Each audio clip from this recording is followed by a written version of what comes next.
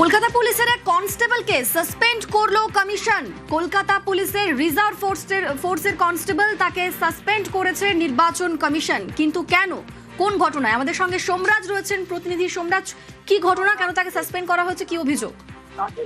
দেখো, হলদিয়ার এসডিও অফিসে যখন পোস্টাল ব্যালটে ভোট নেওয়া হচ্ছিল সেই সময় তিনি পক্ষপাতিত্বমূলক আচরণ করছিলেন এবং ভোটারদের প্রভাবিত করছিলেন, তেমনটাই অভিযোগ।